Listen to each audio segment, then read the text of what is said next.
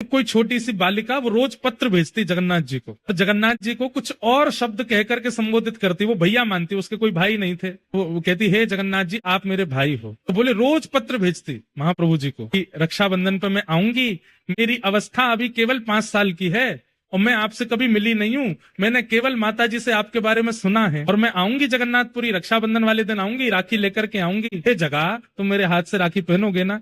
ऐसे बोले महाराज जी। वो रोज पत्र भेजती थी और हर पत्र में दिन लिखती थी, अब रक्षाबंधन में इतने दिन और रह गए, इतने दिन और रह गए, इतने दिन और रह गए। बोले मैंने वो पत्र पढ़े और पत्र पढ़ करके उनको पत्र वापस भेजा उसके निवास पे कि मैं मंदिर का ही एक अधिकारी पत्र लिख रहा हूँ, मैंने तुम्हारे सारे पत्र पढ़े और सब जगन्नाथ जी को अर्पित किए, रक्षाबंधन वाले दिन तुम आ जाना और मेरा दफ्तर यहाँ है, मेरे दफ्तर पे आके अपना नाम बता देना, फिर मैं तुम्हारा हाथ पकड़ के लेके जाऊंगा और महाप्रभु जगन्नाथ जी को राखी पहनवाऊंगा। बोले महाराज जी मैंने उसको पत्र लिख दिया। रक्षाबंधन वाले दिन मेरे को भी प्रतीक्षा थी कि वो एक छोटी लाली, उसके इतने पत्र आ चुके हैं, वो आएगी, उसको लेके मंदिर जाना है। तो बोले एक हमारा समय रहता है, हमको व्यवस्था देखने के लिए मंदिर में जाना पड़ता है, तो वो समय आ गया था, तो मैं अपने अधिकारियों को बोल गया कि एक इस नाम की कन्या आवेगी और वो मेरा पत्र लेकर के आएगी, मैं उसको लेके जाऊंगा फिर मंदिर। बोले हम व्यवस्था देखने के लिए गए, व्यवस्था देख करके आए, तो मैंने पूछा अधिकारियों से कि कोई लाली आई थी क्या छोटी?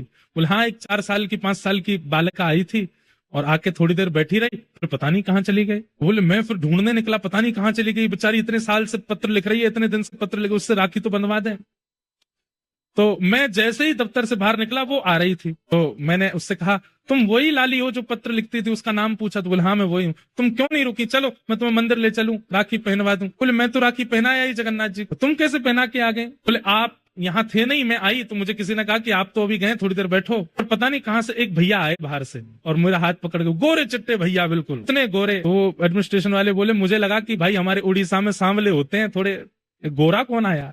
बोले गोरे चिट्टे आए और हाथ पकड़ के ले गए और बोले लो यहाँ पे राखी बांध दो और जगन्नाथ जी को राखी पहना दो। और बोले अंदर पहनवा करके आए। महाराज जी आश्चर्य की बात ये थी कि मेरे मंदिर से निकलते और मेरे लौटने तक इतनी देर कपाट बंद थे, महाप्रभु जी के जगन्नाथ जी के दर्शन हो ही नहीं रहे थे, फिर वो राखी कैसे पहना के आई भीतर? मैंने उससे पूछा तुमने राखी पहनाई, जगन्नाथ जी को देखा? बोले हाँ।